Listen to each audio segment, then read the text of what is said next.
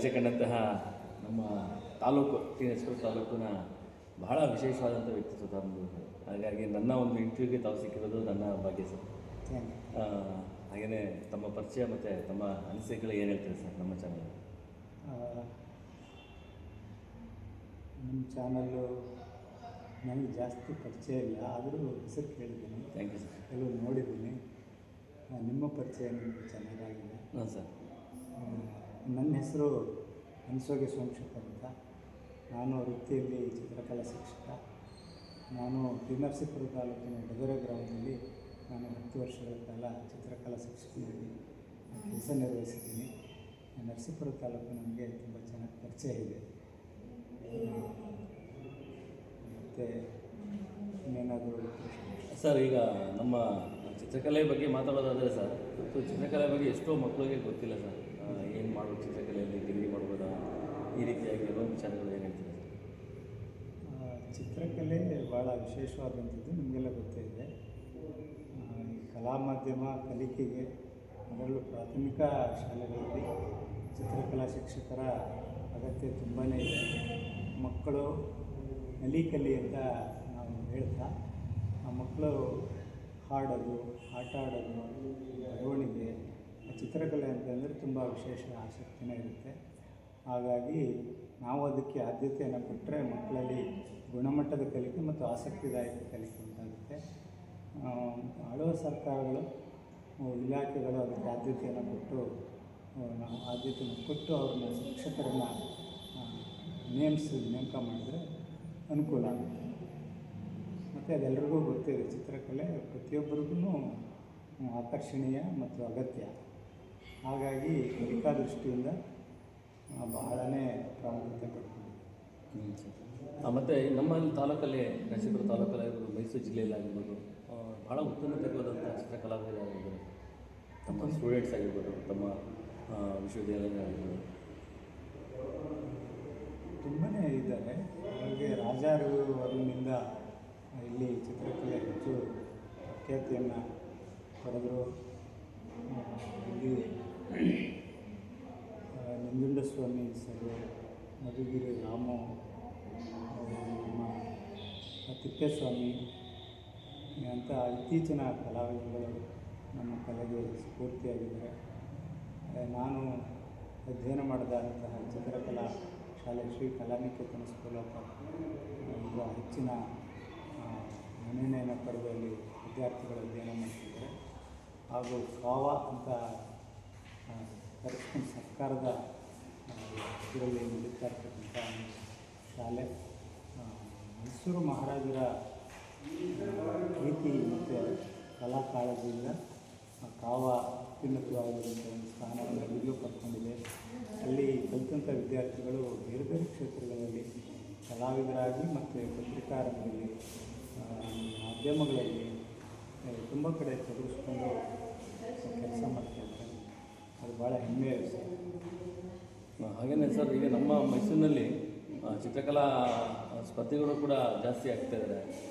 ಜೊತೆಗೆ ಈಗ ನಮ್ಮ ಡಾಕ್ಟರ್ ಬಿ ನಾಗರಾಜ್ ಬೇರಿಯವರ ಒಂದು ನೇತೃತ್ವ ಮತ್ತು ಅಲಯನ್ಸ್ ಸಂಸ್ಥೆಯ ಮೈಸೂರು ಜಿಲ್ಲಾ ರಾಜ್ಯಪಾಲರಂತಹ ಡಾಕ್ಟರ್ ನಮ್ಮ ಮಹಾಬಲೇಶ್ವರ ಬೈರಿಯವರು ಕೂಡ ಈ ಒಂದು ಕೆಲವೇ ದಿನಗಳಲ್ಲಿ ದೊಡ್ಡ ಒಂದು ಚಿತ್ರಕಲಾ ಸ್ಪರ್ಧೆ ಕೂಡ ಆಯೋಜನೆ ಮಾಡಿದರು.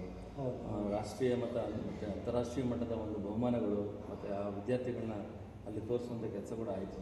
ಹೌದು, ಪರಿಸರ ದಿನದ ಅಂಗವಾಗಿ ತುಂಬ ಒಳ್ಳೆಯ ಕಾರ್ಯಕ್ರಮವನ್ನು ಮಾಡಿದ್ದಾರೆ, ಜಾಗೃತಿಯನ್ನು ಮೂಡಿಸ್ತಾ ಇದ್ದಾರೆ. ಹಾಗಾಗಿ ಅವರಿಗೆ ನಾವು ಅಭಿನಂದನೆಗಳನ್ನು ಹೇಳೋದು ಭಾಳ ಸೂಕ್ತ ಅಂತ ಅನಿಸ್ತಾ ಇದೆ. ಖಂಡಿತ ಸರ್, 450 ವಿದ್ಯಾರ್ಥಿಗಳನ್ನ ಕರೆಸಿ ಅಲ್ಲಿ ಚಿತ್ರಕಲಾ ಸ್ಪರ್ಧೆ ಮಾಡೋದು ಭಾಳ ಒಂದು ಸಾಹಸ ವಿಚಾರ. ಹೌದು, ಎಲ್ಲ ಪ್ರತಿಷ್ಠಿತ ಶಾಲೆಗಳು ಬಂದಿದ್ದೀವಿ ಸರ್. ಅದು ಕೆಲವೊಂದು ಸರ್ಕಾರಿ ಶಾಲೆಗಳಾದರೆ ದೊಡ್ಡ ದೊಡ್ಡ ಪ್ರತಿಷ್ಠಿತ ಶಾಲೆಗಳು ಅದನ್ನು ಭಾಗವಹಿಸಿ ಭಾಳ ಅದನ್ನು ಚೆನ್ನಾಗಿ ಉಪಯೋಗಿಸ್ಕೊಂಡು ಮಾಡ್ಕೊಂಡಿದ್ದೀವಿ. ಹೌದು, ಇಲ್ಲಿ ಬಹಳ ಪ್ರಮುಖವಾದ ವಿಷಯ ಅಂದರೆ ಚಿತ್ರಕಲೆ ಬರೀ ಸ್ಪರ್ಧೆಗೇನೋ ಅನ್ನೋ ಮನೋಭಾವ ಮೂಡಿದೆ. ಆದರೆ ಅದು ಬರೀ ಸ್ಪರ್ಧೆ ಅಷ್ಟೇ ಅಲ್ಲ, ಅದೊಂದು ವೈಯಕ್ತಿಕ ಅಭಿವ್ಯಕ್ತಿ ಮಾಧ್ಯಮ. ಪ್ರತಿಯೊಬ್ಬರೂ ತಮಗೆ ಇಷ್ಟವಾದದ್ದನ್ನು ವ್ಯಕ್ತಪಡಿಸೋದಕ್ಕೆ ಬಹಳ ಸುಲಭವಾದ ಮಾಧ್ಯಮ ಆಗಿದೆ. ಅದೊಂದು ಮನೋಭಾವನೆಯಿಂದ ನಾವು ಮಕ್ಕಳನ್ನು ಮತ್ತು ಪೋಷಕರನ್ನು ಈಚೆ ತರಬೇಕಾಗಿದೆ. ನಮಗನ್ಸಿದ್ದನ್ನು ಭಾಳ ಮುಕ್ತವಾಗಿ ಇಷ್ಟಪಟ್ಟು ನಾವು ರಚಿಸಿದ್ದೇ ಆದರೆ ಅದು ಎಲ್ರಿಗೂ ಇಷ್ಟ ಆಗುತ್ತೆ. ಹಾಗಾಗಿ ಆ ಮನೋಭಾವನೆ ಬದಲಾಗಲಿಕ್ಕೆ ನಾವೆಲ್ಲರೂ ಪ್ರಯತ್ನಶೀಲರಾಗಿ ಚಿತ್ರಕಲೆ ಒಂದು ಸ್ವತಂತ್ರ ಅಭಿವ್ಯಕ್ತಿ ಮಾಧ್ಯಮ ಮತ್ತು ಮೂಲ ಮಾಧ್ಯಮ. ಇವತ್ತು ಕಲೆ ನಾವು ನೋಡದೇ ಇರೋ ಮತ್ತು ಅದು ಗುರುತಿಸಲಿಕ್ಕೆ ಆಗದೇ ಇರತಕ್ಕಂತಹ ಕ್ಷೇತ್ರ ಅಂದ್ಕೊಂಡಂಗಾಗಿದೆ. ಅದನ್ನು ಬಿಟ್ಟಿರೋಕ್ಕಾಗಲ್ಲ. ಪ್ರತಿಯೊಂದು ಕ್ಷೇತ್ರದಲ್ಲೂ ಸಹ ನಾವು ಕಲೆಯನ್ನು ನಾವು ಕಾಣ್ತೀವಿ. ಹಾಗಾಗಿ ಈ ಚಿತ್ರಕಲೆಯನ್ನು ಅದರಲ್ಲೂ ಇತರೆ ಸಂಗೀತ ಕಲೆಗಳಂತೆ ಅದನ್ನು ನಾವು ಮಕ್ಕಳಿಗೆ ಅವಕಾಶಗಳನ್ನು ಕೊಟ್ಟು ಕಲಿಯೋದಕ್ಕೆ ಪ್ರೋತ್ಸಾಹ ಕೊಡಬೇಕಾಗಿರೋದು ಇವತ್ತಿನ ಕಾಲದ ಅಗತ್ಯ ಮತ್ತು ಜವಾಬ್ದಾರಿ ಅಂತ ನನಗೆ ಅನಿಸ್ತದೆ. ಖಂಡಿತ ಸರ್. ಮತ್ತು ಮುಖ್ಯವಾಗಿ ಎಲ್ಲ ಸ್ಟೂಡೆಂಟ್ಸ್ಗಳು ಮತ್ತು ಪೇರೆಂಟ್ಸ್ಗಳು ಮುಖ್ಯವಾಗಿ ಸರ್, ಬರೀ ಡಾಕ್ಟ್ರು, ಇಂಜಿನಿಯರ್ಸು, ಬೇರೆ ಬೇರೆ ತಾಂತ್ರಿಕ ಜ್ಞಾನಗಳು ಮಾತ್ರ ತಗೋತಾ ಇದ್ದಾರೆ. ಚಿತ್ರಕಲೆ ಬಗ್ಗೆ ಯಾರು ಕೂಡ ಮುಖ್ಯವಾಗಿ ಅಲ್ಲಿನ ಪೇರೆಂಟ್ಸ್ಗಳು ಜವಾಬ್ದಾರಿ ತೊಗೊಬೇಕು. ಹೌದು. ಎಲ್ಲರೂ ಒಂದು ಸ್ಟೇಟಸ್ ಅನ್ನೋ ಮನೋಭಾವನೆಯಲ್ಲಿ ಬರೀ ಪ್ರತಿಷ್ಠೆ ಮನೋಭಾವದಲ್ಲಿ ಇದು ಮಾತ್ರ ಉನ್ನತ, ಇದು ಮಾತ್ರ ಶ್ರೇಷ್ಠ ಅನ್ನೋ ತಾರತಮ್ಯ ಮನೋದೃಷ್ಟಿಯಿಂದ ಅದಾಗ್ತಾ ಇರ್ತೋ.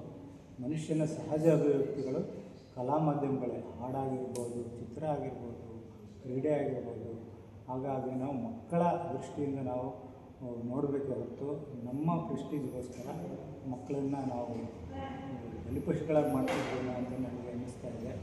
ಮಕ್ಕಳಿಗೆ ಮುಕ್ತ ವಾತಾವರಣ ಕೊಟ್ಟು ಅವರಿಗೆ ನಾವು ಬುದ್ಧಿದ ಸಾಮರ್ಥ್ಯಗಳನ್ನು ಈಚೆ ತಂದರೆ ಪ್ರತಿಯೊಂದು ಕ್ಷೇತ್ರವೂ ಸಹ ಉತ್ತಮ ಇದೆ. ಯಾವುದೋ ಒಂದು ಕ್ಷೇತ್ರ ಮಾತ್ರ ಹಿಡಿದು ಬೇರೆದೆಲ್ಲ ಮುಖ್ಯ ಅಲ್ಲ ಅನ್ನೋ ಧೋರಣೆ ಬದಲಾಗಿ ಮಕ್ಕಳ ಸಮಗ್ರ ಬೆಳವಣಿಗೆ, ಮಕ್ಕಳ ಖುಷಿ ಪಡುವಂಥ ಕ್ಷೇತ್ರದಿಂದ ನಾವು ಕೊಟ್ಟರೆ ಅವರು ಎಲ್ಲ ಕ್ಷೇತ್ರದಲ್ಲೂ ಯಶಸ್ಸನ್ನು ಸಾಧಿಸ್ತಾರೆ. ಆ ನಂಬಿಕೆ ನಮಗಿದೆ. ಹಾಗಾಗಿ ನಾನು ಪ್ರಾಥಮಿಕ ಶಾಲೆಯ ಚಿತ್ರಕಲಾ ಮಾಡೋದ್ರಿಂದ ನನಗೆ ಮಕ್ಕಳ ಮನೋಧೋರಣೆಯ ಸಾಮರ್ಥ್ಯ ಎಲ್ಲ ನನಗೆ ಚೆನ್ನಾಗಿ ಅನುಭವ ಆಗಿದೆ. ಹಾಗಾಗಿ ಎಲ್ಲ ಪೋಷಕರು ಮತ್ತು ಇತರರೆಲ್ಲರೂ ಮಕ್ಕಳು ಸ್ವತಂತ್ರವಾಗಿ ಬೆಳೀಲಿಕ್ಕೆ ಅವ್ರಿಗೆ ನಾವು ಸಹಕಾರ ಮಾಡಿದರೆ ಸಾಕು. ಅವ್ರಿಗೆ ಹೊರೆಯನ್ನು ಹೊರಿಸ್ದೆ ನಾವು ಟಾರ್ಗೆಟ್ ಫಿಕ್ಸ್ ಮಾಡಿದೆ ಮಕ್ಕಳೇ ಅವ್ರಿಗೇನು ಸಾಧ್ಯ ಅದನ್ನು ಮಾಡೋವಂಥ ಅವಕಾಶವನ್ನು ಕಲ್ಪಿಸಿದ್ದೇ ಆದರೆ ಮುಂದಿನ ಭವಿಷ್ಯ ಚೆನ್ನಾಗಿರುತ್ತೆ ಅಂತ ನನ್ನ ಅಭಿಪ್ರಾಯ. ಹೌದು, ಇಡೀ ರಾಜ್ಯದಲ್ಲಿ ಸರ್ ಚಿತ್ರಕಲಾ ಶಿಕ್ಷಕರೇ ಇಲ್ಲ ನಾವು. ಇದು ನಾವೆಲ್ಲ ಓದ್ತಿದ್ದಾಗ ಅದೇ ಒಂದು ಬಹಳ ವಿಶೇಷವಾದಂಥ ಕಾಣ್ತಿದ್ವಿ ಸರ್. ಚಿತ್ರಕಲೆ ಅಂತಂದರೆ ಭಾಳ ಖುಷಿ ಆಗ್ತಿತ್ತು. ಇವತ್ತು ಆ ಮನೋಭಾವನೆಗಳೇ ಇಲ್ಲ ಸರ್. ಅದು ಬರೀ ಕೇವಲ ಪ್ರತಿಷ್ಠಿತ ಶಾಲೆಗೆ ಮಾತ್ರ ಅದು ಮೀಸಲಾಗ್ತಿದೆ ಸರ್. ಹೌದು.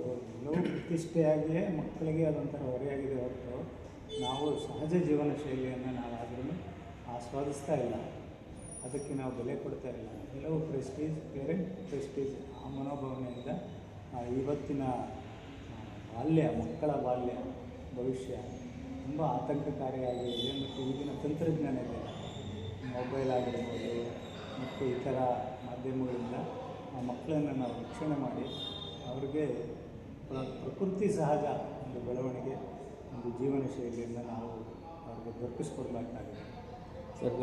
ಹಾಗೆಯೇ ತಮ್ಮ ಒಂದು ವಿಶೇಷ ಅಂದರೆ ನಾಲ್ವಡಿ ಕೃಷ್ಣರಾಜರ ಹಾಡು ಕೂಡ ಬರೆದು ಇಡೀ ರಾಜ್ಯದಲ್ಲಿ, ಇಡೀ ದೇಶದಲ್ಲೇ ಅದು ಪ್ರಚಲಿತ ಆಯಿತು. ನಮ್ಮ ಕನ್ನಡಿಗರು ಎಲ್ಲೆಲ್ಲಿದ್ದಾರೆ, ಪ್ರಪಂಚದ ಕನ್ನಡಿಗರು ಎಲ್ಲಿದ್ದಾರೆ ತಮ್ಮ ಹಾಡು ಕೇಳೋಂಗಾಯಿತು.